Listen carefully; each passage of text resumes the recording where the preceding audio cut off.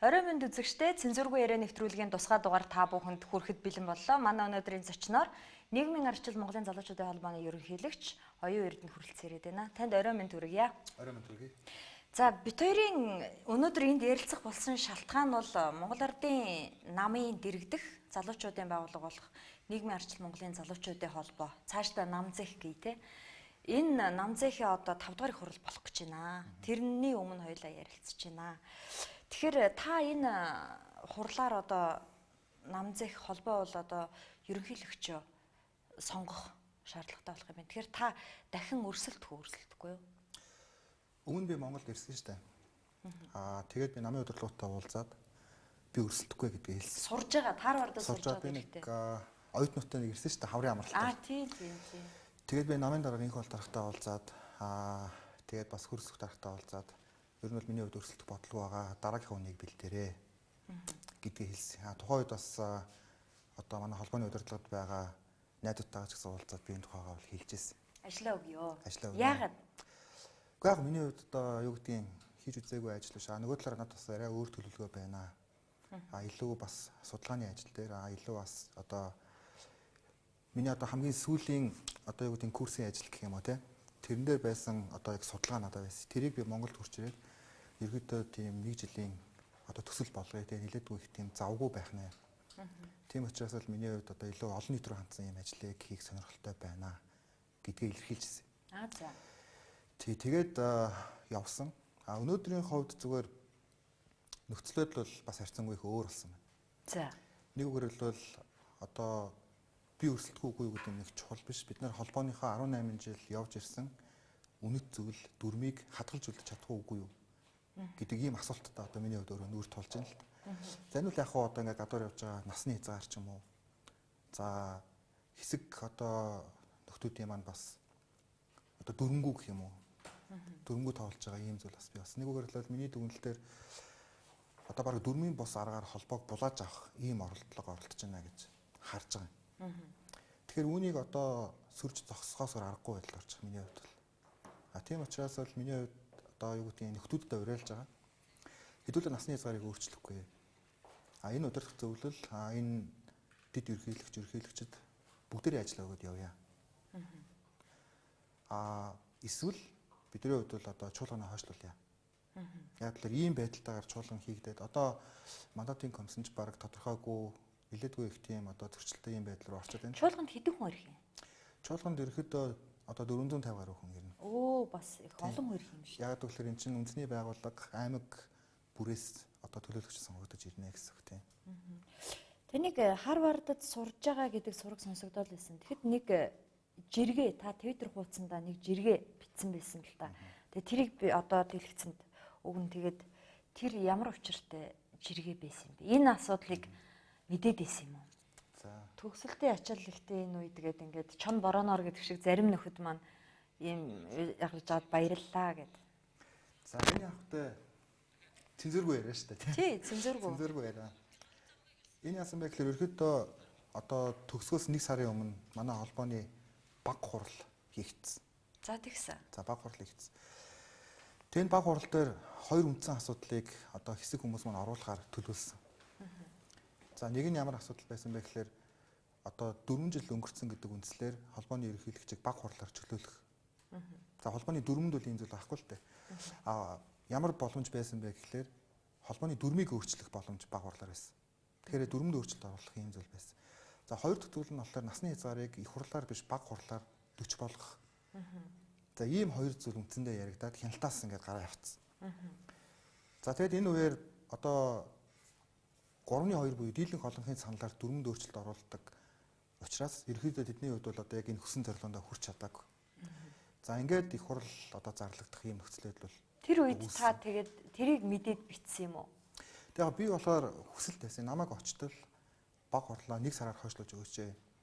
Яг л миний хувьд одоо бас тийм ээ их хуралд бас баг хурлын процесс өөрөө оролцоод энэ асуудлыг хамтдаа шийдъя гэдэг тийм байдлаар бас ярьж ирсэн.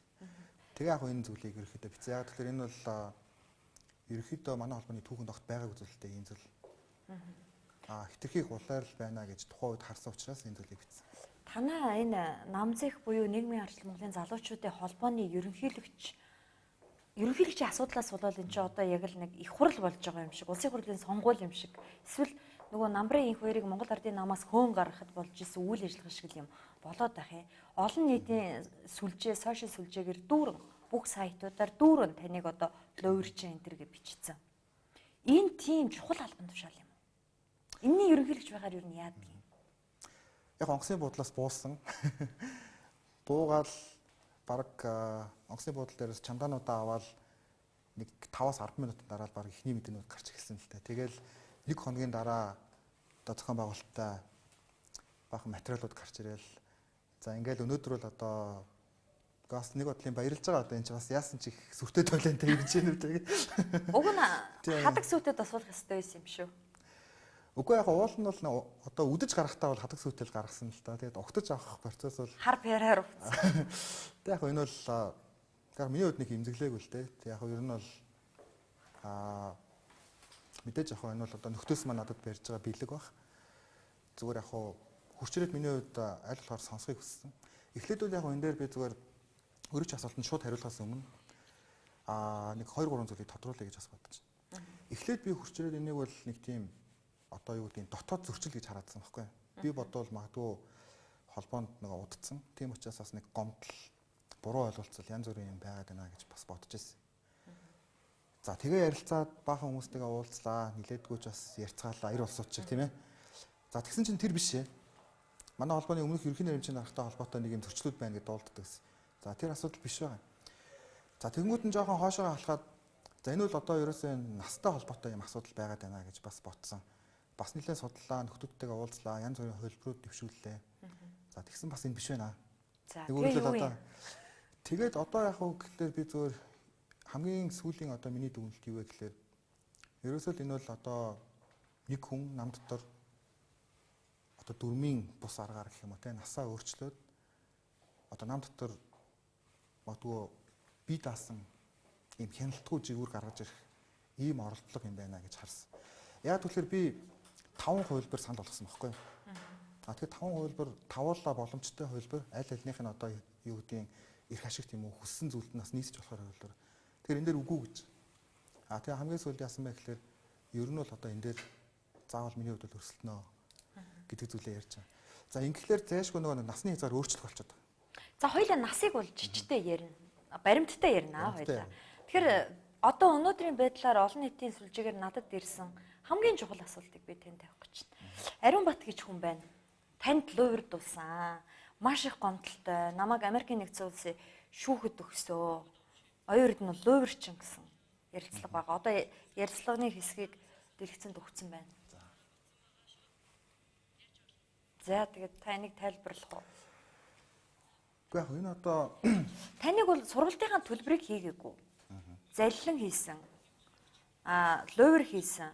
Тэгээ би маш их гомдолтой. Намайг шүүхэд Америкийн нэгдсэн улсын шүүхэд өгөөд $1 сая нэхэмжилсэн гэд тийм байгаа. За яг өмнөдөө бол одоо уулын лувердос үн би болж таарч байгаа л да. Ягаад гэвэл одоо сургалт Харвардын сургалтанд хамрагдахын тулд би өмнө нь 2 семестр одоо хэл үүсгэх шаардлага гарсан. Академик английнхаа одоо мэдлэгийг сайжруулах шаардлага гарсан. За ингээд нөгөө нэг одоо элчинд орох ярилцлагын материал авдаг. Тэгээд яаралтай авахын тулд одоо энэ нөхрийг өмнө таньдаг гэсэн. Тэгээд нөхөр рүү хандаад миний материалыг сургууль дээрээс аваад онгоцоор явуулаач гэд хүссэн. Түрүүний таны өгсөн баримтат дотор байгаа юу? Хэрвээ байгаа бол бид нар өгчих болох тийм. Дэлгэцэнд өгье. За нэхэмжлэх байсан. Нэхэмжлэх яг тэгэхэд мань хүн яахсан бэ гэхээр над руу одоо имэйлээр явуулаад сургалтынхаа төлбөрийг урьдчилж шилжүүлээч. За энэ бол нөгөө Ариун Батын нэхэмжлэх байна. Одоо. За энэ бол бүр дараагийнх нь асуудал байна.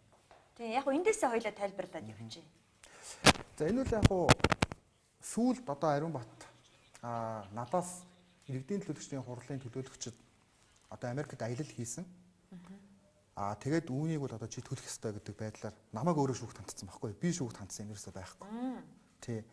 Тэгээд би ч энэ болохоор нийслэлийн иргэдийн хурлын төлөөлөгч биш. Тэгэхээр бол одоо ямар нэгэн байдлаар урилгаар нь ч юм өмнө би Ариун Баатарын урилгаар Америк руу явж исэн түүх надад ерөөсөй байхгүй. Тийм учраас энийг надаас хэмжилнэ гэдэг бол утгагүй зүйл. Тэгээд энэ баримт нь л энийг бас татчих болох бах тийм. Наадах чинь юу? Таны мөнгө шилжүүлсэн баримт. шилжүүлсэн За мөнгө шилжүүлсэн баримт байгаа. Тий. Тэгээ хаасан бай гэхээр ерөөхдөө нэг баримтчиг авахын тулд би нөхрийн одоо хувийн данс руу өөрийнхөө хувийн данснаас сургалтын төлбөр болох $8200 өгсөн байна. тий шилжүүлсэн. За энэ дээр бол маш тодорхой харагдаж байгаа гэж бодож байна. Жорж Тауны сургалтын төлбөрт гэдэг. Тий Жорж одоо энэ цаа гарч ирж байна тий. Жорж Тауны сургалтын төлбөрт гэж байгаа. Тэгээд энэ бол миний хувийн данснаас шилжүүлсэн. За ингээд очивоо. За. Очлоо. Очсон ч сургууль төлбөр төлөгдөөгүй таарсан. За. За тэгээд мөнгө шилжүүлсэн байна. Мөнгө шилжүүлсэн байдаг. Би тэгтээ таны энэ баримтыг сайн харсан л да. Худалдаа хөгжлийн банкаар байсан. Тэгээд Тилер Миллерийн гарын үсгээс таныг нүүр хийсэн юм шигтэй гэж бодоод Тилер Миллерийн гарын үсэг тамгыг харсан л да. За одоо. Би яг тэгээд өнгөн баримтын бүр юу асан л да худалдаа хөгжлийн банкнаас очиж одоо авлаа штэ. За. Тэгээд За тэгээ очисон чинь мөнгө төлөөгүй байсан. Мөнгө төлөгдөөгүй байсан. За ингээд яагаад одоо миний шилжүүлсэн мөнгийг төлөөгүй вэ гэдгсэн чинь танаа иргэдийн урлын төлөөлөгч чинь ирсэн. Миний урилгаар. Тэгээд сургалтандаа суугаагүй явцсан гэсэн. За нийслэлийн иргэдийн урлын төлөөлөгч чинь би биш шүү дээ. За тэгж ярьсан байсан. Хэсэг төлөөлөгчөд утсан. За ингээд өгөн өгөхгүй гэдэг юм бас. За ингээд нөхөр болохоор надаас тэр иргэдийн урлын төлөөлөгчдөөс би аваад мөнгөж өгнө. Намайг битгий шүүхт ч юм уу хандаараа гэд. Ингээд энэ асуудал баг мартагдаад 1 жил болсон байхгүй юу? Бүтэн 1 жил болсон. Би ямар нэгэн байдлаар одоо нөхрийг шүүхт ч юм уу хандаагүй. Нөхөр болохоор надад их гой имэйлүүд явуулчихсан. Бараг 10 гаруй имэйл. Би заримыг нь бас ингээд үзүүлж бас болох бах. За энийг одоо ийм хэвлэлээр ингээд яриад байх нь бас зохимжгүй байх л та. Тэ зүгээр яг хурлын төлөөлөгчд болон бусад хүмүүст би энийг өгье гэж бодож байгаа. За ойком нь одоо битгий намайг шүүхт хандаараа мөнгөтэй болоод би өгнө гэдэг ингэсээр байгаад 1 жил бараг 1 жил гарan. Таны төлбөрийг замаас нь авцсан хүн юм байна, тийм үү? Тэ одоо эн чинь уул нь их ойлгомжтой байд. Одоо юу гэдэг иргэдийн төлөөлөгчдийн хурлын хэсэг гишүүд Америкт очижээ тэд төлбөрөө төлөөгүй юм байна. Гэтэл таны шилжүүлсэн мөнгийг Ариун Бат замаас нь аваад тэр иргэдийн төлөөлөгчдийн хурлын төлбөрт өгцөн. Тэгээ та очиод мөнгөө нэхэхээр байж байгаарэ гэсэн юм. Байж байгаарэ гэсэн. Ингээд 1 жил болж байгаа. За 1 жил боллоо. За ингээд баг мартагдж байгаа юм. За яг өмнө нь бол би элчин сайдын яамд хандсан. Элчин сайдын яамд хандаад юу гэсэн бэ гэхээр одоо энэ хүнтэй бас ярьж өгөөч ээ. Чи одоо бас хүний мөнгийг ингээд зөвшөөрлгүйгээр улаан цан данс руу ингээд хийцэн байхад авчиж болдго юм уу гэд. За тэгээ элчин сайдын яамныхан ч одоо энэ талаар бол маш сайн мэдээлэлтэй байдаг. Тэгээд за шүүхт битгий ханд гэдэг ингээд яваад. За ингээд 1 жилийн дараа болсон чинь гинт мань хүн надаас одоо түрүүчийн харагдсан $29,000 нэг хэмжилчихдээ. Чи одоо яагаад ингэ чи өөрөө чинь шүүхт битгий өгөөрэй гэдээсэн бидтэй гэдгсэн чинь үгүй тэр нийслэлийн иргэдийн хурлынхны чинь би олж авч чадахгүй байна. Тэрэн дотор танаа намын зарим хүмүүс байгаа. Тэднийг олж өг гэд. Үгүй одоо би тийм хариуцлага хүлээх албатай биш шүү дээ гэд. Ингээд би сөрөг хэмжил гаргасан. Сөрөг хэмжил нь болохоор $8,200 авъя гэд. За тэгээ шүүх тогтоогоод төлөх ёстой гингүүд нөхөр болохоор нөгөө дампуурал зарчдаг юм л. Тэр нь болохоор би төлбөрийн чадамжгүй гэд. Ингээд Америкийн болохоор тэр нөгөө иргэний хуулийн процессор болохоор нэгэнтээ мань хүн төлбөрийн чадваргүй гэчлэр энэ хэрэг цаашаа явах боломжгүй болчихсон. Тэгээд нөхөр болохоор төлбөрийн чадваргүй 2 дугаарт нь бид тэр $8,200-ыг дампуурцсан гэлөө. Тий дампуурал зарлал. Ариун Бат. Тий дампуурал зарлал дансаа ачиж байгаа байхгүй нэг үрлэл надад орлого байхгүй гэд. Тэгээд нөхөр юу гэж тайлбарсан бэ гэхээр бид тэр $8,200 чинь Tysons гэх коллеж руу шилжүүлсэн гэсэн. За тэгэнгүүт яасан бэ гэхээр манай өмгөөлөгч надад зөвлөд ерөөхдөө тэр Tysons коллежоос бас мөнгө нэхэмжлэх хэрэгтэй гэд. За ингээд мөнгө нэхэмжилсэн. Тэгэнгүүт Tysons коллеж яасан бэ гэхээр ерөөхдөө Ариун Батаас ямар нэгэн байдлаар бид нэр төлбөр орж ирээгүй. За ингээд хаагдчихсан юм л. Тэр Ариун Бат тэр мөнгөийг аваад хааш нөхцөө.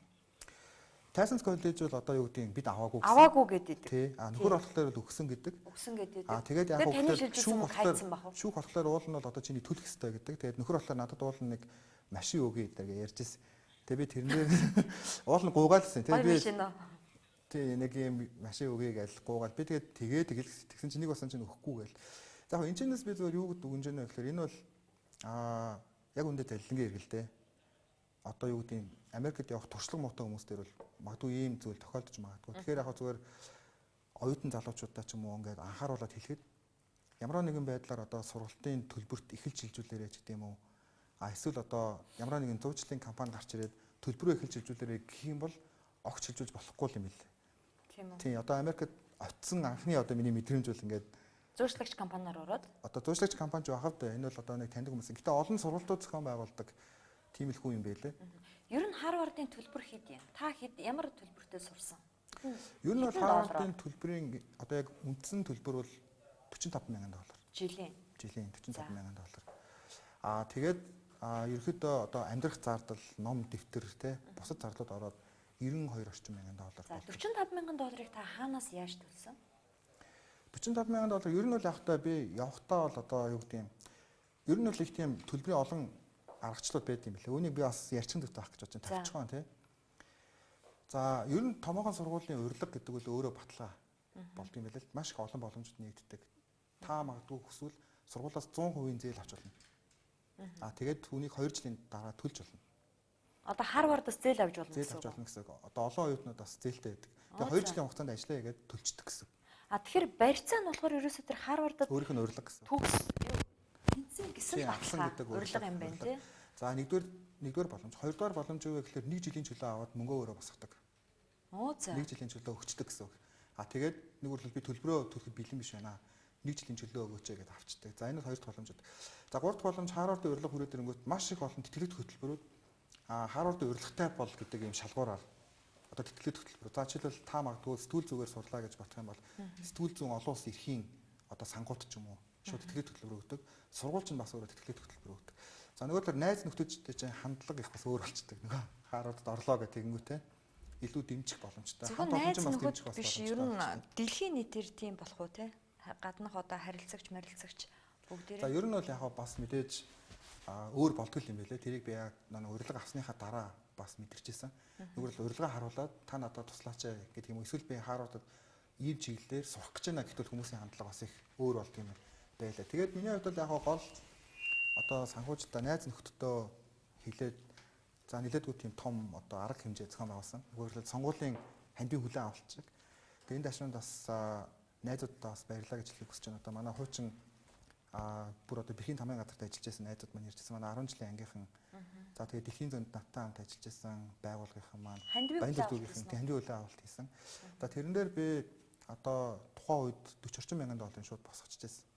Тэгэхээр тэр бол нэг бараг нэг 160-70 хүний том хүлээн авалт болсон. Манай найзууд маань бол нэлээд тийм баяр ёслолын байдалтайгаар намайг бол гаргаж өгчихсэн. Манай залуучдын холбооныхан за манай намын бас одоо журмын найзууд маань за бүр манай Эрдэнэ намын залуучууд гэсэн ирж ирсэн. Бас одоо манай Эрдэнэ болт хүртэл ирж ирснийг санаж байна. Манай Жаданбаа бас ирж ирснийг санаж байна.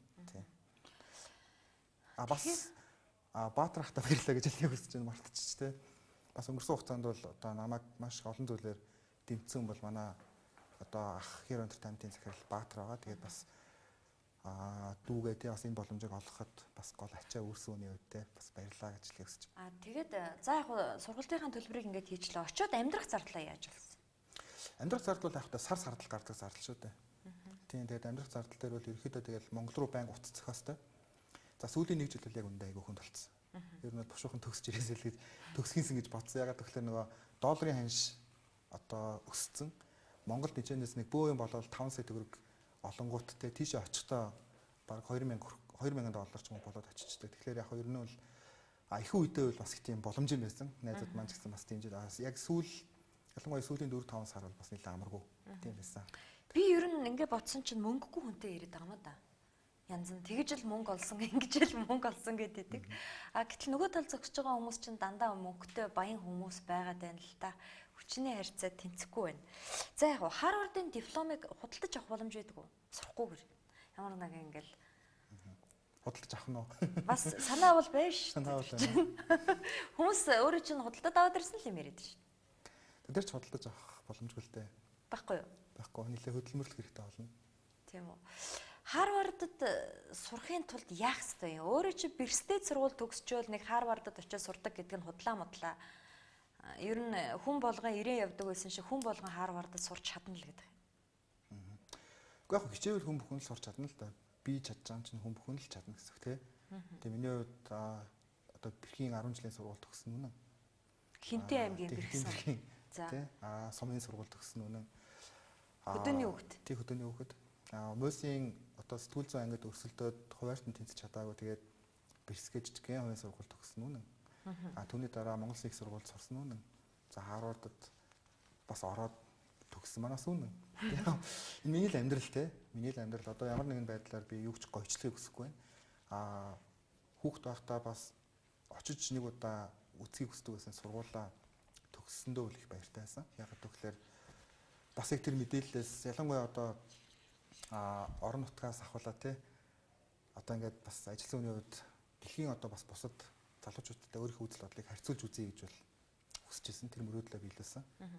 Харвардд сурахын тулд ямар шалгалт өгдөө?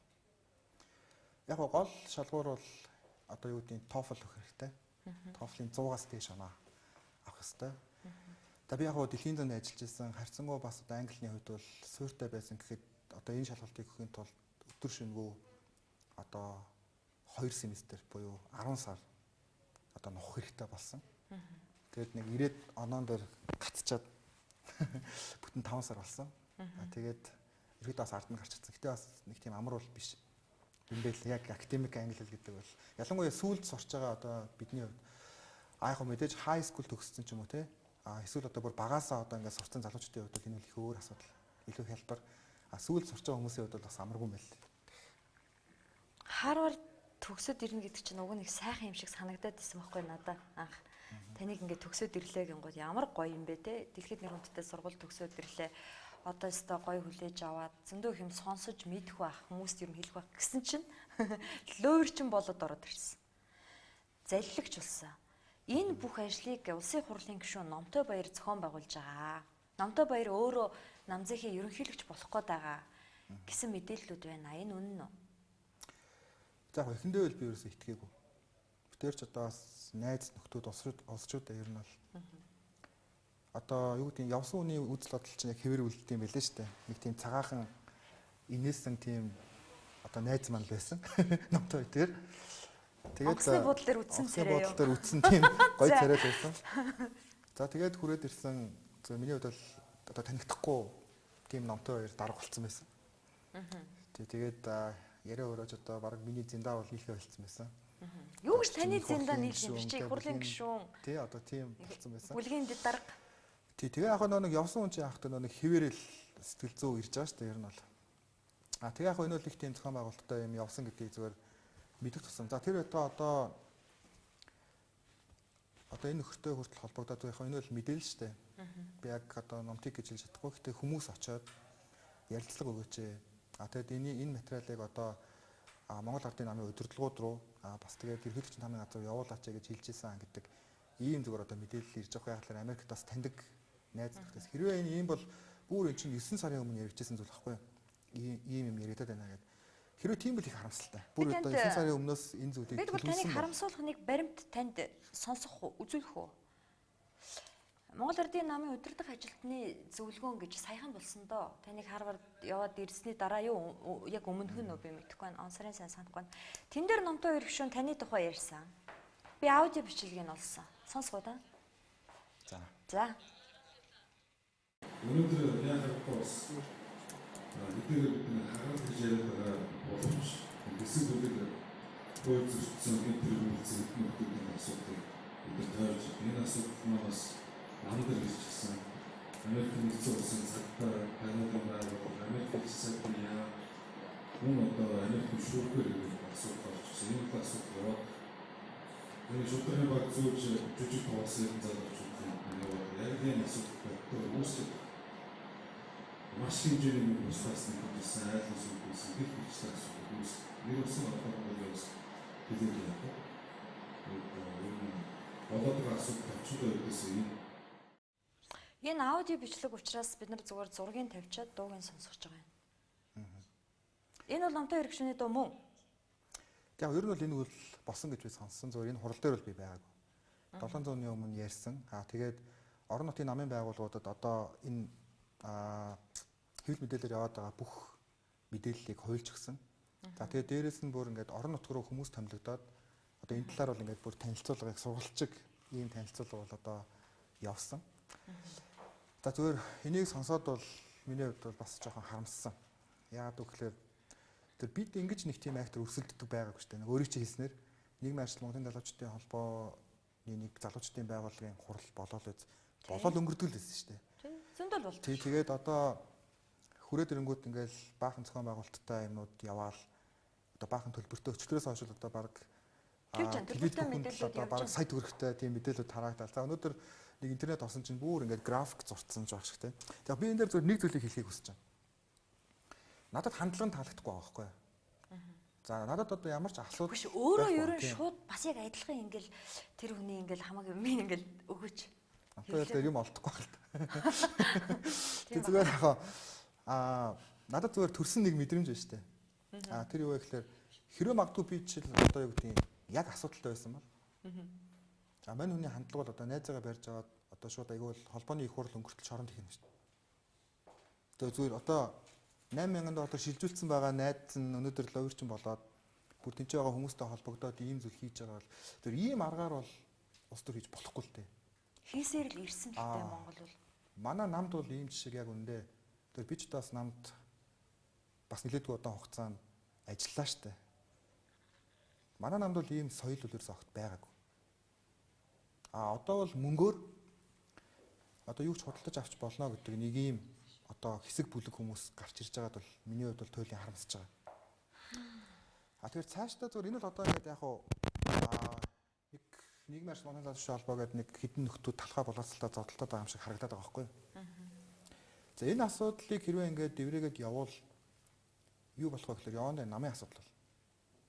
Одоо намын хідэн гишүүнтэй 60,000 гишүүнтэй. Пөөх. Ардын нам хөлгөө болох нь шүү дээ. Тэг явандаа намын асуудал болно.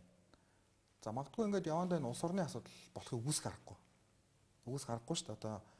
Одоо эхнийх нь одоо жишээлбэл ямар нэгэн байдлаар ингээд дүрмгүүгээр тэгээд зөвхөн ингээд мөнгөөр бүхнийг шийдэж болно. Тэгээд хэвлэлээр баахан зохион байгуулалттай зүйл тарааж гал. За тэгээд дээрэс нь одоо зүгээр яг үнийг хэлэхэд за би бол итгэхээргүй юмтай бол одоо манай хэсэг залуучууд бол тулж байгаа шүү дээ. За хуулийн хэлтийн байгууллагаар за эсвэл тагнан чагнан гэдэг сүрдүүлгээр явдаг юм бол одоо бүр хэрэгс хитэрч штэ. Ер нь бол. Тэг яг энэ л ингээд бодит байдал болж байгаа. За тэр байтугай оронд одоо нөгөө Эрдэнэтийн ганц зэргийн хүү тэмүүлэн болох гэдэг юм уу те? За яг тэр бол мэдээж ингээд холбооныхоо дүрмээр их хурлаараа шийдэх асуудал хинч байсан сонгох ирэх нь бол нээлттэй штэ. Тэрнээс биш зүгээр яг хуу өнөөдрийн нөхцөл байдал шиг одоо ч тамгаа аваад алга болчихдог ч юм уу. Тэ. Тэгээд хамтарсан ажлын хэсэг байгуулсан. Тамгаа аваад алга болсон гэлөө тэр хүн чинь. Яг хоо энэ зүгээр яг одоо ийм юм ярихад одоо миний хувьд бас жоохон ичмээр л байгаа байхгүй юу? Одоо жишээлбэл нийслэлийн залуучдын холбооны чуулга уулзалт болно гэж нэг юм боллоо шүү дээ. Тэгээд Тэмүүлэн маань өөрөө хурлаа удирдах жагаад санал хураасан чинь цөөнх болонгуудаа гараа явцсан. Тэгээд тэрнээс хойш одоо би ч холбогдож чадаагүй. Нөгөө ажлын хэсэгт байгаа хүмүүс маань ч холбогдож чадаагүй. Одоо ингээд нөгөө уулын баг хурлаар чинь нэг ажлын хэсэг байгуулагдсан. Тэгээд тэр ажлын хэсэг нь болохоор ерөөсөө 2 удаа хурлцсан. Мандатын комиссийн асуудал нь шийдэгдээгүй, хэдэн гишүүнчлэл одоо гишүүд ирж байгаа нь шийдэгдээгүй. Тэр бүх зүйл ерөөсөө ажлын хэсгийн одоо ажлын хэсэгтэр биш яригдаж байгаа байхгүй. Тэгэд ийм байдлаар зөвөр ингээд улс төр хийвэл энэ зөвөр цаашдаа яг ямар хуу соёл руу явуулах вэ гэхлээр миний хувьд их харамсаж байгаа. Тийм учраас сүрд зогсож байгаа. Дөрмгөө тоглоом эсрэг сүрд зогсож байгаа. Тийм учраас дахиад нэр дэвшиж байгаа гэсэн үг үү? Тэг ер нь бол яг миний яг гол зүйл энэ дүрм яг дүрмээрээ үлдээсэй гэж бодож. Жишээлбэл насны цаа. Би энэ дөр бол маш хацуу байсан. Насыг хоёлаа ярина. Би хоёрд нэг ийм асуулт тавьдаг хөө. Номтой хоёр улсын хурлын гишүүн. Бүлгийн дэд дарга. Аав нь Макин Нямтайшир гэж хүн байдэн шүү дээ, мэдхүү. Тэр бунтаа. Тамга аваад зугцсан Тэмүүлэнгийн аав Эрдэнэт үйлдвэрийн захирал Ганзүрэг гэж хүн бай. Тэр бунтаа. Тэр бунтны хүүхдүүдтэй та өрсөлдөх үү? Өрсөлдлөө юу? Тэдний мөнгийг дээллээ юу? Гэхдээ яг ер нь бол зүгээр за яг бид нэрийг ингээл нэг ардын хүүхдүүд тэгээ баячуудын хүүхдүүд гэл ингээл хуваасан мэдээлэлүүд тэгж харагдаж байна шүү. Тэр яг миний хувьд бол нэг тэгж харахаас илүүтэйгээр ингээд дүрмээр тоглохгүй байгаа гэдэг дээр ялгаа харж байгаа байхгүй. Миний хувьд бол юу гэж бодож байна вэ гэхээр зүгээр мөнгөөр ингээд бүх юмыг худалдаж авч болдгоо гэж бодож байвал том эндүрч. Тийм зүйл гэж байхгүй. За уучлаарай хэдхэн минутын рекламны дараа эргээд студид холбогдно.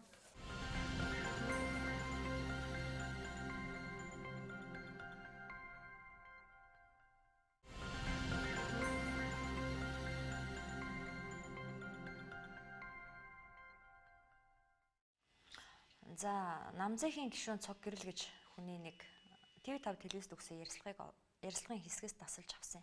Тэрийг хоёулаа сонсоод яриагаа үргэлжлүүлээ.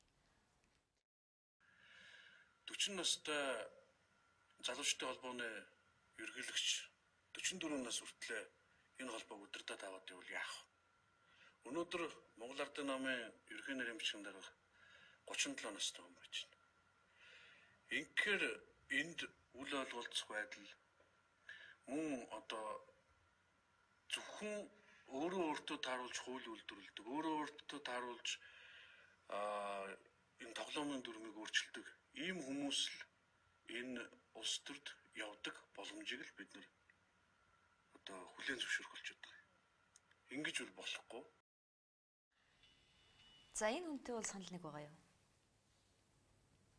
Тэгээ энэ нэг яриад байгаа нас гээд байгаа зарчмын маргаан энэ л дээ. Ер нь танаа намзахын нас чинь 35 юм уу? Тэг 18-аас 35 нас гээд дүрмнэр Тэгээ яг л залуу насны ангилал. Тэгээ яг хоо маргааны гол сэдэв болохоор одоо юу гэдэг юм насыг 40 болох зүйл яригдаж байгаа. Яг тэгэхээр одоо би яагаад одоо муудалцсан бэ гэхээр 40 настай намзагт байж байгаа юм уу? Тий, одоо бүр 40 40-ийн сонгогдох нас гэвэл 44 хүртэл намзагт байх юм боломж одоо нэгдэх гээд байгаа байхгүй юу? Хэрвээ дүрмийг өөрчлөвл. За. Тэгэхээр чи одоо тэгээд ерөнхийлөгчийн сонгуульд намзахын ерөнхийлөгч нэр дэвших гээд байгаа байхгүй юу? Тийм байна. Эсвэл намын удирдах зөвлөл одоо энэ талд хуралдаал байдаг. За хажууд намын удирдах зөвлөлийнхөө зарим нэг гишүүдээс ч илүү ах хүмүүс одоо тэгээд тийм байна. Гинсэг чинь 37-оос ш нэрээ. Тэгжээсэ? Тэгж таарах гээд байгаа байхгүй юу? Тэгэхээр яг үүнийг бас зүгээр ингээд намын удирдлагч гэсэн бас бодох хэрэгтэй юм байна л да. Одоо эн чинь 18-аас 35 насны залуучууд одоо ингээд маргаан үүсгэхэд нам дотор юу болж байна те? Энд ч одоо тэгээд 44 хүрсэн залуучууд ингээд маргалдвал юу болох вэ? Гэхдээ ер нь ийм штэ. Одоо ингээд бид нар бол одоо 70-аад оныхан байхгүй юу? Та нар бол 80-аад оныхан тийм үү? 80-ад оных л энэ залуучуудын холбоо гэдэг юмд чи байд юм бооз тээ. Гэтэл 70-ад оныхны эхний амбиц Монгол улсын ерөнхийлөгчд явж ш цаан чинь. Аль хэзээ хурлын гишүүн болцоо одоо ерөнхийлөгчд нэр дэвшнэ гэдээ явж байхад чинь юу намзахын ерөнхийлөгч вэ? Ганбаатар гишүүн чи одоо 70-ад оных штэ. Одоо ерөнхийлөгчд нэр дэвших тийм амбицтай явж байхад манай 70-ад оныхаа арайч намзахын ерөнхийлөгчийг яахгүй л үү. Авахгүй дээрэд идэг юм. Одоо дээрэд л юм л да. Тэг яг зүгээр бүгдээрээ л одоо миний найзууд. Яг л би одоо ингээд нэг тийм найзуудынхаа эсрэг зогсоод байгаа юм шиг ингээл одоо түр өмнөх баг хурал дээр бидний мууцсан шалтгаан ч нь бол тэр шүү дээ. Гэтэ өнгөрсөн хардаа бүх хугацаанд 5 удаа манай залуучдын холбоо үеэс алсан байхгүй. Бүгдээрээ л тэгэл насны зараар явсан шүү дээ. Тэг яагаад заавал бидний үе ийм давуу хэрэгтэй байх хэрэгтэй гэж. Яагаад заавал бид энэ зарчмыг заавал өөрчлөх гээд байгаа. Өөрсдийнхөө үе дээр. Тэгээд 45 хүртэл одоо энэ л яг хаа тэгээд сүүлд одоо жишээлбэл зарим хүмүүс маань бол энэ асуудал нэлийн шүүмжлэл өртөөд ирэнгүүт социалтерний байгууллагын залуучдын байгууллагын дүрмийг гаргаж ирж байгаа. Тэр нь болохоор нөө одоо хагас болон бүтэн 18 одоо 14-өөс 35 насны залуучууд байж болно гэдэг дээр удирдах зөвлөлд нь байгаа буюу ерөнхийлөгч дэд ерөнхийлөгч нар 40 хүртэл байж болно. Гишүүд нь бол 35 хүртэл байг гэдэг үндслийг гаргаж ирж байгаа. За бид нар тэр дүрмийг орчуулсан л да тийм зүйл бол огт байхгүй гэдэг. Тэг бүр 14 нас гэж заасан байгаа байхгүй юу? Тэр чинь одоо 14 гэдэг чинь бол 14-өөс 35 нас гэдэг чинь бол яг үндэ бас магадгүй бид нар насныхаа хязгаарыг дээшлүүлэх биш бүр доошлуулах тухай ярих асуудал болчиход байгаа. 14 настай хүн 40 настай хүн хоёр яаж нэг залуучдын байгууллагад байж болох юм бэ? Тийм үст. За бүр 44 гэвэл одоо эн чинь нэг бүр одоо яг үндэ онгонд орохоор юм болж байгаа байхгүй. онгонд орохоор амбиц төрхөө. Тэг яг нь ерөн зүгээр хэрвээ үнэхээр одоо лидер бол тэг залуучдын байгууллагын энэ одоо зогсоолоос нисэх хэрэгтэй шүү дээ. Тэг намынхаа үр дээр очиж ажиллах хэрэгтэй. Тийм шүү дээ. Залуучуудыг орхих хэрэгтэй байхгүй юу? 50 орхиод. Залуучуудыг 50 орхих хэрэгтэй. Залуучууд маань яг энэ бол одоо нэг тийм улс төрчийн юм алхам тушаалтнуудын байгууллага бас үндэ биш шүү дээ. Бэлтгэх байгууллага, хангалттай бэлтгэдэг манай үе. Өнөөдөр манай үе дотроос одоо намын ерөнхий нэрэмжийн дарга 2 жиг хурлын гишүүн дэд сайдгаа зөндөл олон хүмүүс төрлөө. Одоо цаашаа яах гээд юу юм чунаад дараа үедээ хүлээлгэл өгөл төө. Тэгэд эдгээр маань бас боломж олгол. 18 жил ингэж явсан ш. Бүгд мэдээж харамсалтай л байсан ш дотроо. Яагаад заавал бидний үе дээр энийг өөрчлөх гээд. Наа чи нөгөө 10 жил төгсчөө буцаад 10 жилдээс эсвэл яйсэл 40 суй гэдэг шиг л надад бол тэгж санагд. Би бол одоо 40 насны бос аль хэзээ алхацсан хүн намзэгт гишүүнээр авна гэвэл би бол уурлна. Юу яриад байгаа юм залуучдын байгууллагад намайг авах гээд байгаа ингээд.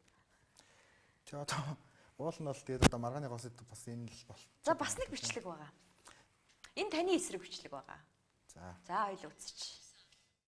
Оюун эрдэнэ гэдэг залуу Харвардын их сургууль төгссөн. За төгсөж ирээд одоо ийм нийгмийг одоо залуучдын байгууллагыг хоёр хувааж аваад би харамсаж байгаа. Хэрвээ үнэхээр одоо тэр хүн тэр дэлхийн өндөр том соёлтой боловсралтай сургуульд боловсрал эзэмшээд ирж байгаа бол тэр одоо сургуулийнхаа дайны тийм ээ ухааныг одоо гаргах байсан баг. А гэвч харамсалтай нь одоо энэ залуучдын байгууллагыг хоёр хагаралдуулж хувааж одоо талцуулж байгаа нь одоо энэ хүний одоо юм сурж ирсэн гэхэд одоо эргэлзэж байгаа. А мэдээж одоо тэр сургуулиас дэлхийн тэр том сургуулиас юм сурсал байх. Гэхдээ хүний язгуур өөрийнх нь үзэл бодол язгуур одоо шин чанар нь өөрчлөгдөг бол мянган сургууль сураач бас нэмэр байдгүй байна да гэсэн одоо миний хувь хүний бодол байна л да. За. Харвард төгсөж ирээд хаглаж бутрах гад байна. Гэхдээ одоо жишээлбэл Саяны ярьсан та ямар хариу? бид нар бол одоо бас их дотны найзууд тэгэл яг л нөгөө нэг зарчим дээр зөрчиж байгаа. Мань хүн болохоор одоо нийгмийн нийслэлийн нийгмийн арчилгааны залуучдын холбооны тэргүүн. Өө тэрүүн юм уу? Тий, тэргүүн. Миний үеийн хүн. Одоо нөгөө 40 гарчаад байна гэдэг чинь бас одоо нэг төлөөлөл нь баггүй юу? Асуудал болоод байгаа. Тэгээ залуучуудын хувьд бас бухимдаад байгаа нь болохоор одоо юу гэдгийг 40 гарсан хүмүүс за 41 2-той хүмүүс одоо 18-аас 35 насны залуучдын байгууллага дотор орж ирээд асуудлыг нь шийдээд тэр дундаа нөгөө насыг нь хөндөх гээд ахаар нөгөө залуучууд нь бухимдаад ах нь аргагүй шүү. Тэр чинь өөрсдийнх нь нэг бүтэн үеийг блоклох гэдэг шүү дээ. Яг л доор байгаа нөгөө нэг дүүнер чинь бас гэж хараад байна шүү дээ. Ер нь бол за эднэр бол бас ингээд хүчтэй байсан гэж харж шүү дээ. Тэгэхээр одоо бидэнд ч гэсэн боломж олдох ёстой гэж бас үзээд байна шүү дээ эднэр чинь. Эдрийг огт тооцохгүйгээр ингээд одоо юу гэдгийг ингээд орох гэхлээр бухимдаад байдаг. Тэгээд үүн дээр энэ зарчим дээр ингээд зогсохоор одоо өнөөдөр би ловерчин болоод за эсвэл одоо өнөөдөр ингээд бутаргсан болж байгаа юм л та. А хэрвээ би ч л одоо юу гэдгийг 40 болгоч гэвэл эв нэгдлэн л зогсох гэж байгаа байхгүй юу? Та чи хэдтэй юм бэ? За би бол 35 таа. Дүүл 40 болгоод 45 болгоод өөрөө цаана 15 жил амьдраач тийм нам цаг дотор. Ер нь яг зөвөр одоо өмнөх баг хурал дээр тэгсэн. За ямар ч асуудал байхгүй явъя хоёрт нэ. Тэ. За манай төмөрхүү сайд за тэгээд манай номтой хоёр гишүүн манай амар баясгалан бид дөрөв уулзчихсан. За ямар ч асуудалгүй явъя. Хэдүүлээ аймаг, нийслэл, дүүргийн залуучдын холбооны дарга нарыг оруулж ирээд дүрмээ өөрчлөлт 40 болгоё гэдэгтээ гарын үсгэж зорчих. За ингэх юм бол ямар ч асуудал байхгүй. За бид нар бүр гарын үсгэж зороод өгч хоёрт мөн чи ерөнхийлөгч дараагийн хинж өрсөлдөхгүй. А бид нар олон жил байгаа ч одоо бидний үе одоо хүчтэй байна шүү дээ. Тэгээ цаашаа ингээд одоо юу гэдэг 40 болгочих юм бол бидэрт илүү их олон боломж Монголын улс төрд гарч ирэх гээд байна. А зөв энэ бол миний хувьд шийдчихэд амархан зүйл л дээ. Одоо юу гэдгийг за одоо магадгүй сөр зөксөж байгаа хүн гэвэл магадгүй би байгаа. Наа чин бол хараа нийгэмд бол үнэхээр онгой болохоор сэдв байна. Харин тийм. Тэгэл энэний төлөө бие биенийгаа ингээл хэвлэл мэдээлэлээр дормжлоод идэв. Би чи хэлж чадахгүй байвал би хэлж л да. Манай 40 гарсан манай одоо миний үеийнхнаа залуучуудын байгууллагыг орхичооч найзуудаа. Тэгээд сайхан чадах юм бол улсын хурал мөрөл рүү явах хэрэгтэй шүү. Тийм үст. Улсын хурал байгаа хүмүүс шүү. Байгаа шүү. Байна шүү дээ тий. За хоёул энэ сэдвийг орхив. Харин орхив. Тэгээ уйдгартай бөгөөд онгойтой сэдв байна. За ингээд 2 жил гадаа сурч байгаад ирлээ. За Харвард бол нэлээд судалгааны байгууллагуудтай тийм мундаг нэр хүндтэй сургууль. Монголынхаа байдлыг яаж харав ирээд? Нийгмийн байдал, эдийн засгийн байдал. За баярлалаа. Олон ийм одоо сэдвэр бас ингээд ярилцахыг бас их хүсэж байсан. Тэгээд одоо өөрийн чинь асуулт яалчгүй бас өнөөдөр холбооны дотоод нөхцөл байдалтай холбоотой явцсан. Тэглээ. Зүгээр яг үнэ хэлэхэд өнөөдөр манай Монгол бол их тийм игдэгтэй цаг үед байна гэж зүгээр миний хувьд бол дүгнж байгаа. Ялангуяа гаднаас харахад бол тийм л юм байна. Тэгээд одоо ялангуяа манайх чинь гадаад өртөө байна. Тэгээд 1990 оноос хойш Монгол улс ийм их хэмжээний гадаад өртөө байсан тийм туршлага бидэнд байхгүй байгаа байхгүй. Тэгээд яг өнөөдөр ингээд магадгүй төр засгаас гаргаж байгаа одоо мэдээллүүдийг ч юм ингээд харахад зөвхөн нөгөө засгийн газрын бондыг тойрсон асуудал яригадаад байна. А дээр нь чинь нөгөө хувийн хвшил за арилжааны банкуд энэ бүгдийг тооцсон юм билээ л дээ. А энийг болохоор манайх яг тооцсон. Хувийн хвшлийн өрийг бол тооцсон. Хувийн хвшлийн өрийг болохоор манайхан тооцохгүй. Тэгээ Монгол анхнаас дээр асуухаар яг нарийн тооцоо байхгүй гэдэг. А тэгэхэд хувийн хвшлийн өрчин өөрөө засгийн газар дээр дарамт болж очдог учраас үүнийг тооцохгүйгаас болж маш их олон хөгжижсэн орнууд алдсан байна. Жишээлбэл Аргентин дефолт болсон. Тэгээ дефолт болсон. Яасан бэ гэхээр ерөнхийдөө зөвхөн засгийн газар дээр газрынхаа өрдөр төлхөөрдөж яваад хувийн хвшил нь ингээд давхар нөө эдийн засгийн унангууд хүнд байдалд орцсон. Тэгэхээр яг манайх ч гэсэн бас энийг бүтэн тооцохгүй байдаг. Тэгээ Дэлхийн банкны зүгээр сүүлийн судалгааг би яг наашаа ирэхээс өмнө харж байхад манай гадаад өөр хувийн эмчилэл бүгдийг нийлүүлээд тэд нар бол 8.7 тэрбум доллар гэж тооцоолж байгаа байхгүй. За энэ бол дотоодын нийт бүтээгдэхүүнтэй харьцуулах юм бол бараг одоо 70-80%, 70 гаруй хувь болчихж байгаа. Тэгээд яг би бас мэдээж санхүүгийн хямрал болоод ирэнгүүт тэнцээ байгаа Монгол оюутнуудтай хамт судалгаа хийгээд тэгээд санхүүгийн хямрал гэдэг тийм анги бас авч ирсэн. Тэгээд бидний хувьд нэг зүйл дээр бас маш их түгшсэн нь юу вэ гэхээр 1970 оноос 2014 он хүртэл гадаад өр дээрээ одоо жишээлбэл уналтанд орцсон, дефолт болсон орнуудын ингээд жишгийг тооцож үзэж байгаа байхгүй. Тэгэхэд тэдний одоо 80 гаруй хувь нь дотоодын нийт бүтээгдэхүүнтэй гадаад өр харьцах харьцаа 80-аас доош хувь байхад болсон байгаа байхгүй. Тэгэхээр ч судлаачид өнөөдөр юуг тооцож байна вэ гэхээр Монгол улс магадгүй дефолт болох магадлал бол 73-аас 75% гэж тооцоолж байгаа байхгүй. Тэгээд энийг яаж хийдэг юм бэ гэх тэгэхээр одоо энийг одоо жишээлбэл гадаад өрийг зөв байдлаар одоо ингээд одоо юу гэдгийг зохицуулж чадсан орн, зохицуулж чадаагүй орны аль альнийх нь ингээд одоо туршлагыг аваад үзэхээр манайх одоо жишээлбэл дахиад бондо төлөхийн тулд бонд авчих. Тэгж байна. Өрийг өрөөр. Тэгээд дахиад дараачихаа бондыг авахын тулд дахиад бид нар бонд авах гэж. За инхлээр энэ бол магадгүй яг одоо Аргентины давтсан алдаа байхгүй юу? Нэг үрэл өрийг өрөөр гэж явж байгаа. Өр бүхэнд нөгөө нэг хүн томроод идэг. Өр бүхэнд одоо илүү тийм нэг цар хүрээнд өргөсөд идэг. Ингээд 6 удаагийн өрн эхлэгээ боломжтой унсан ба. Тэг яг зөвхөн дефолт гэхэлэр бид нар мэдэхгүй учраас зарим хүмүүс маань тайлбарлаад хэлээд энэ ахтай гэрээнийхээ үргийг гүйцэтгэж чадаагүй. Тэгээд л баг одоо зарим хүн нь бол те үгүй яг сайнч талтай гэх шиг ийм зүйл бас ярьж байгааг сонсоод бол миний хувьд их харамсаж байна. Жишээлбэл Аргентин, Нигер гэдэг орнууд те одоо гадаад өр дээр нэг нь 2 удаа, нэг нь 6 удаа тампуурсан.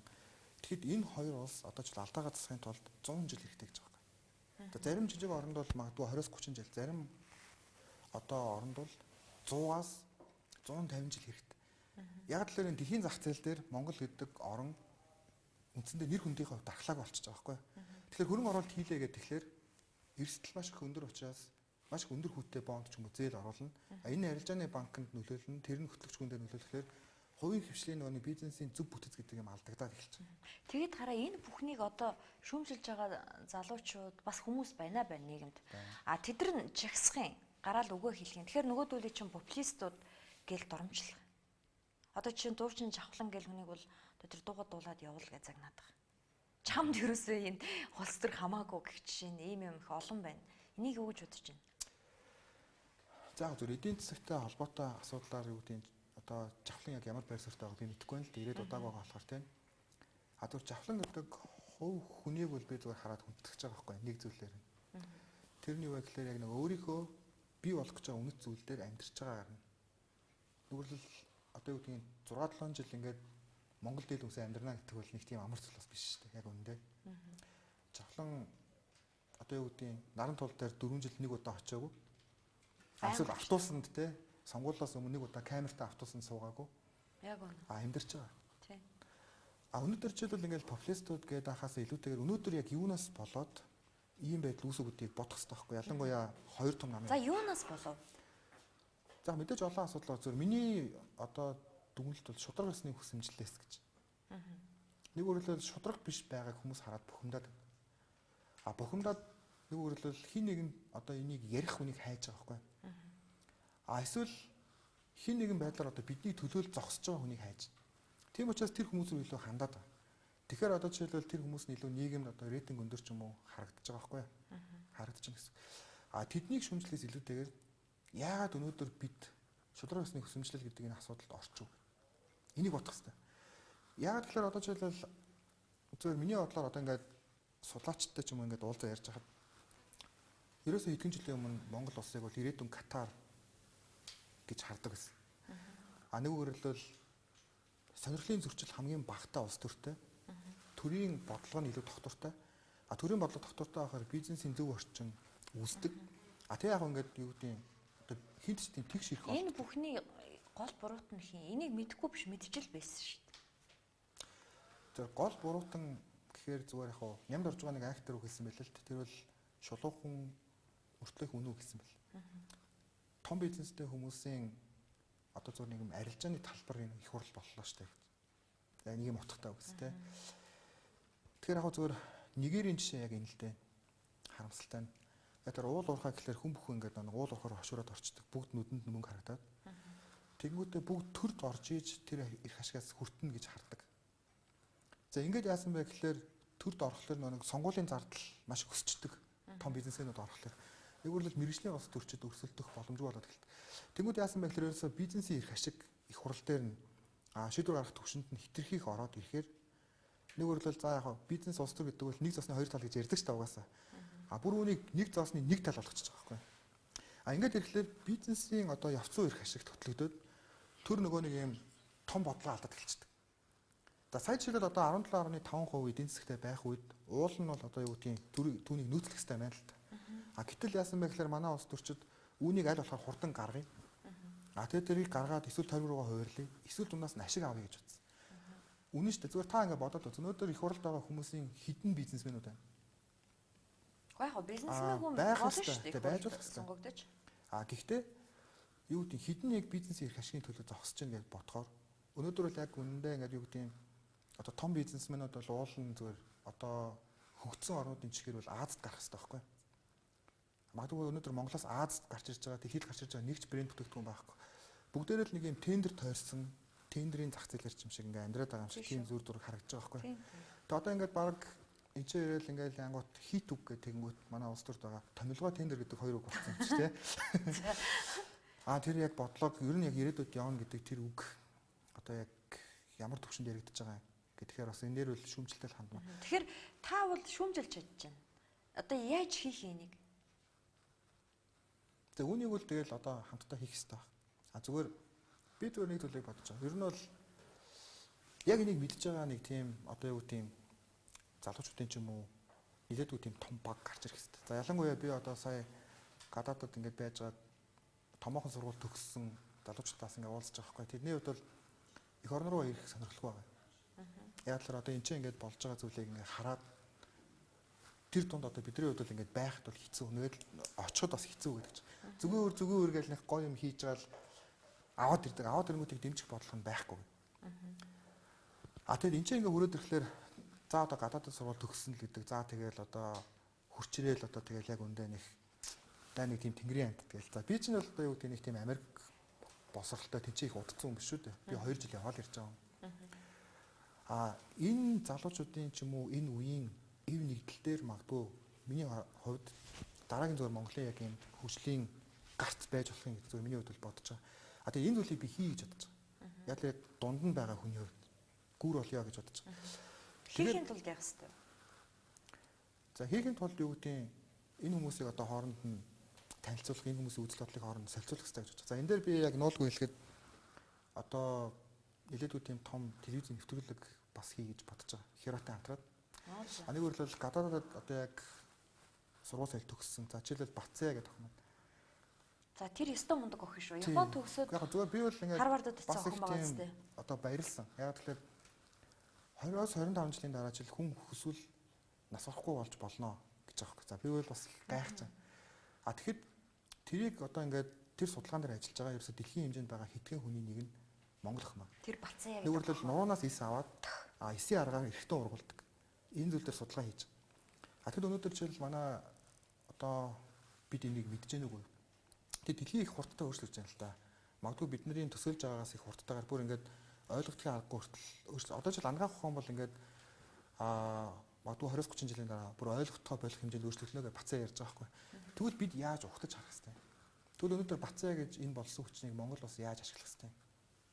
Ирэхээр нь элдв янзаар харааж агаад алдчих байт. Тэгэхээр нь яг хоо мань хүн яамд ажилласан юм байл л да. Тэгээ ерөөхдөө мань хүн бол за буцаж очихтол би хэцүү. Шинэ Монгол сургууль төгссөн охин байгаа. Шинэ сургууль тийм Монгол. Гэх мэтчлээ их олон хүмүүс. За энэ төслөд одоо удахгүй одоо эхлэнэ. За үүнийг эхлээд ерөөхдөө бол яг нүү өрлөл одоо арай өөрөөр улс төрийг илүү тийм одоо бол нэг тийм сургаар яваад байна шүү дээ. Ясаа чи энийг бас өөрөө харж байгаа. Ер нь бол одоо нэг тийм Филиппинд юм байна. Эсвэл ер нь бол одоо ийм нэг хууль батлагдах хэрэгтэй гэдэг.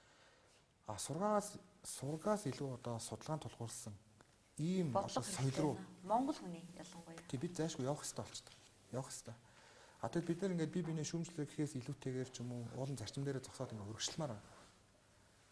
Тэгэхээр яг хуу зүгээр миний одоо сүүлийн судалгааны ажил бол Монгол бас Азад хэрхэн гарч ирэх вэ гэдэг тухай судалгаа хийсэн. Тэгээд нүүрлэл яг хамгийн түлхүүр 18 үзүүлэлтүүдийг ингээд харьцуулахаар жишээл Монгол бас яг хаана байгаа юм бэ гэхээр бид нар одоо яг Аз руу ч юм уу харахгүй бол дотор талдаа одоо за манай холбооч гэсэн тий одоо ингээд дотор талдаа л ингээд бөөн юм болоод идэг. Гадна талдаа тэгээд цаашдаа бид нарт ингээд яг цонхоо нээж яаж ажиллах вэ? Яг энэ дээр бид нар нээлттэй хандаж сурах хэрэгтэй л дээ. Нээлттэй хандаж сурах хэрэгтэй шинэ үедээ. Зөвхөн одоо манай залуучдын холбоо манай намч биш. Ер нь зөвхөн Монголын нийгэм өөрөө чадвартай хүмүүсээс айж болохгүй байхгүй. Тий. Тэр хүмүүс айл болохоор тогтоож авч ажиллаулмаар л байгаа юм. Тэгвэл бид нар ч одоо тархи экспортлоод байна л да. Дандаа гадагшаа алдаад байгаа. Тий, тэр үл үнэн. Тий. Яг л тийм систем гадна л бүрдүүлээд байгаа байхгүй. Тэгэхээр тэд нар очиод тэнцээ ажиллаж байгаа. Нэг одоо гоё ажиллаад байгаа юм шиг мөртлөө Монгол улсад байх тэр одоо юу гэдгийг одоо тэр потенциалоо гадаад байж өнгөрөөж байгаа. Тэгэхээр одоо ч бол зарим хүмүүс энэ ирэхлээр ингээд шүүмжилж байгаа байхгүй. Зарим нь одоо монголоор ингээд сайн бичдэггүй, албан бичиг бичдэггүй хүмүүс байдаг шүү дээ. Тэр Харвардын чинь гэдэг. Үнэн л юм хэлээ л дээ. Жишээлбэл зарим нь бол одоо юу гэдэг тийч их удацсан тийм залуучууд байгаа байхгүй. Тэднийг бид нар заавал ус төрч болох гэж хэрэггүй шүү дээ. Тэг шүүмжлэх гээд. Тэр хүмүүс магадгүй Аз дээр ч юм уу банк санхүүгийн салбар дээр эсвэл нөгөө инновац одоо технологи дээр тэд ажиллах хэрэгтэй. Ягаад гэвэл тэд нар дээр ажиллахын тулд чинь одоо яалч өтгөр хэлээр нь ярих хэрэгтэй шүү дээ. Босрлын системийг тэр хүмүүс өөрчлөх хэрэгтэй. Ийм зүйлийг бидний хувьд одоо гаргаж ирэх ёстой. За үүнийг бол би хийн гэж бодож байгаа. Үүнийг хийх нь бол магадгүй миний үүрэг байж магадгүй гэж бодож байгаа. Хийхин тулд та яах вэ? За хийхин тулд би зөвхөн эхнийхээ хувилбарыг ярьсан шүү дээ. Би залуучтай нийлээд бодлогын судалгааны тийм хүрээлэн байгуулах гэж бодож байгаа. За тэгээд удахгүй үйл дээр натлаа харуулна. За. Тэгвэл хүмүүс ч ингээд шүүмжлэл сайхан яриад байдаг. Тэгээд хийж байгаа нь бас харагдахгүй хэцүү юм а. Тэгэхээр хүмүүс бас их шүүмжлээд байгаа. Танаа нэвтрүүлэгч чинь сайхан яриад гардаг. Тэгэл хийж байгаа нь хаана вэ? Хийх юм хариуцлага нь ярина гэдэг чинь бас одоо хийхин эхлэлтэй тий. Хэвлэл мэдээлэл өнөөдөр бас ярьж иж олон түмэнд зөв ойлголтыг өгчиж өргөжлөн. Зүгээр яг ер нь бол яг үнэ хэлэхэд бас жоохон зөрөгтэй ийм нэгдэж бас зөв хийх хэрэгтэй байгаа. Би яг түрүү ярьсан би бизнесмэнүүдийг шүүмжилж байгаа юм биш. Гэхдээ одоо юу гэдэг хувийн эрх ашиг гэдгийг төрийн эрх ашигын өмнө хэрвээ тавил энэ өөрөө бодлогын алдаа болчихгүй. Бид хамтдаа л алдна. Яг л бизнесмэнүүд өөрсдөө ч алдах байхгүй. Яг тэгэхээр ерөнхийдөө одоо ингээд бизнесийн орчин эвдэгдээд том бизнес ч юм уу жижиг бизнесээ залгаад за эсвэл одоо юу гэдэг тендерээр ингээд компаниуд зөвхөн тогтдог болоод бид л хуваараа одоо юу гэдэг бизнес хийгээд гэх юм бол өнөөдөр аюул олон залуучууд энэ бол боломжгүй гэж харил. Яг л ах トゥ хамаатан садан ч юм уу эсвэл албан тушаалаар хэдхэн хүн тендер аваад тэрийг тойрсон хэдхэн хүний цикл донд ингээд Монгол бас байгаа нь үнэн мөхгүй. Тэгэхээр одоо жишээлбэл зүгээр нэг залуу бизнес хийе гэдээ явах юм бол өнөөдөр тэр тендерийг авахгүйгээр тэр компани тогтох боломжгүй ийм систем бүрдчихэд байгаа байхгүй. Ингээхээр чинь яг авилга ярьж байна та тий.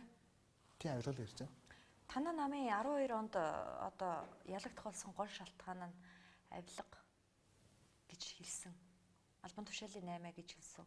Улсын хурлын гишүүн бол Номтой 2. Би бол Номтой 2-ийн энэ асуудал дээр бол юу нэг байгаа. Санал нэг байгаа. Энийг шалгуулах хэрэгтэй байхгүй. Би танд баримт үзүүлэх үү? Номтой 2 гишүүний үндэсний телевизд өгсөн ярилцлага. Ардын нам авилгал албан тушаалынхаа асуудлаас болж 12 онд ялагдсан шүү дээ. Би энийг бол үгүйхгүй үнэ. Иймэрхүү байдал бас давтагдах, тэмшиж тэмдэг гараад байл л. Тэгэхээр энэ асуудлыг бол би бол деталь ярихгүй энэ дэр. Номтой 2 бол шудраг. Би бол бас тэр талдаа үнэлдэг санал нэг байдаг. Энэ бол үнэн шүү дээ. Одоо жишээ нь тэгэхээр 12 онд танаа намын сонгуульд ялагдсан тэр авилга хээл гахвал албан тушаалын буруутнууд Скватрийн Батболд ерөнхий сайд байсан юм байна. Тийм үү? Генсек нь одоо энэ хүрэлцэх байсан юм байна. Номтой 2 гишүүн хэлж шүү. Тэгвэл энийг одоо шалгуулах хэрэгтэй шүү. Харин шалгуулах хэрэгтэй шүү. Хин шалгуулах уу? Номтой 2 шалгуулах хэрэгтэй. Би юу? Би их хурлын гишүүн тий. Өөрөө шалгуулах хэрэгтэй тий. Би тэгэхээр энэ асуудал дээр бол Номтой 2-ыг дэмжиж ажиллана гэж бодож байгаа. Хурж ирээд энэ асуудлыг ярихад бол нээлттэй. Тий баримттай бол тэгээ шалгуулаад тогтоох хэрэгтэй. Тий. Өнөөдөр хүртэл танай намд ингэж хэлсэн хүн байгаагүй байхгүй юу? Тэгэхээр энэ бол маш сайн байна гэж бодсон. За тэгээд битэрийн ярилцах цаг ингээд дууслаа. Маргаа ярьсараа болоо тий. Харамсалтай тэглээ. Яг уу цаг үеийн дүүлэн ийм байла. Маргаан ярьлаа. Тэгээд бодлого их цөөхөн ярьлаа. Тэгээд таны ажилд амжилт хүсье. Харвард төгсөөд ирсэн чинь гай болж явах нэг цаг үе байхад бас гавьяа болох тусуулах нэг цаг үе ирэх болтугай. Тэгээд таны ажилд амжилт хүсье. Эх орондоо 10 хон жина. 10 хон жиг юм уу? За үзэгчдээ баярлалаа. Цензургүй яриа нэвтрүүлгийн энэ удаагийн дугаар үгээр өндөрлөж байна. Ирэх даваа гарагийн 21 цагт эргэн уулзтлаа баяртай.